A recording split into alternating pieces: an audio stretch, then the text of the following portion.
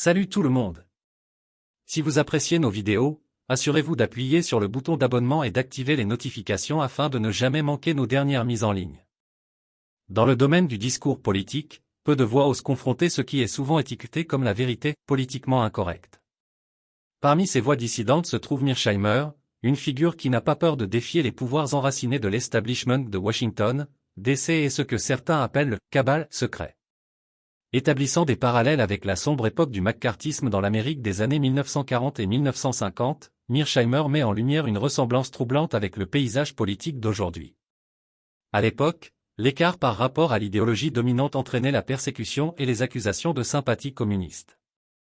De même, à l'époque contemporaine, ceux qui remettent en question le statu quo établi par l'élite technocratique, souvent appelés les techno-féodalistes, se retrouvent vilipendés et marginalisés, leur voix étouffée par la censure sur les médias sociaux et les plateformes grand public. Le début de la pandémie de Covid-19 a marqué un tournant, où la dissidence contre les récits dominants, en particulier en ce qui concerne la vaccination et des personnalités comme le Dr Fauci, a été accueillie avec une condamnation rapide et des mesures punitives. Cette atmosphère, semblable au fascisme, a vu des individus ciblés dans les médias et privés de leurs moyens de subsistance pour avoir osé remettre en question les récits officiels.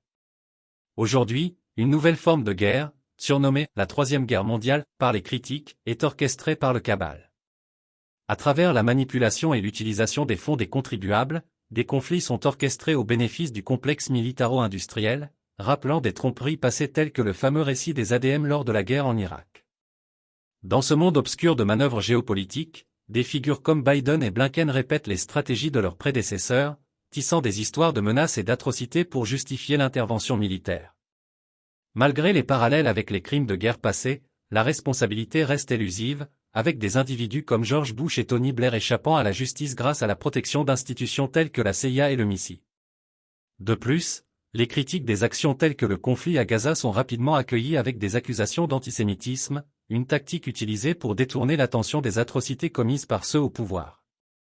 C'est une tactique de manipulation qui fait écho aux horreurs de l'histoire, rappelant comment la dissidence contre les actions de l'Allemagne nazie était réprimée.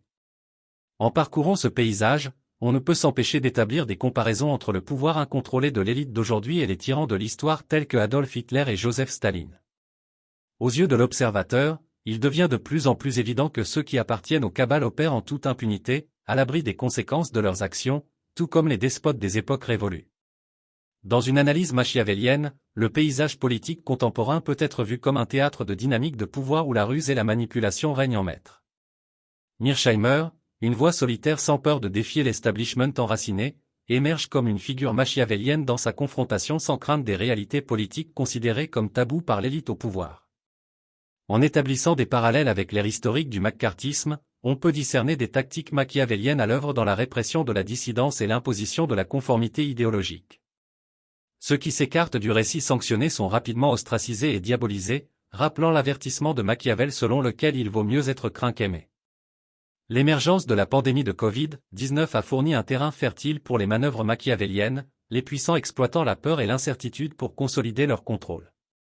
Les dissidents, comme ceux qui remettent en question l'efficacité des vaccins ou l'intégrité de personnalités telles que le Dr Fauci, ont été rapidement marginalisés et réduits au silence, illustrant le principe machiavélien de maintien du pouvoir par la manipulation du sentiment public.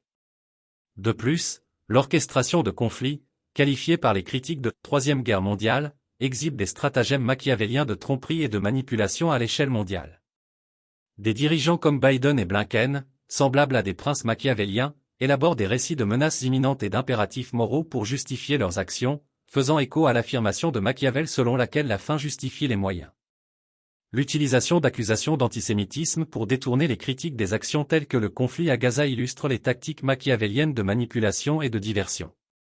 En invoquant des questions émotives et divisives, l'élite au pouvoir détourne l'attention de ses propres actions et maintient le contrôle sur le récit, reflétant le conseil de Machiavel d'exploiter les divisions parmi la population pour maintenir le pouvoir. Dans ce monde machiavélique, l'élite au pouvoir opère en toute impunité, protégée de toute responsabilité par les mécanismes de pouvoir qu'elle contrôle.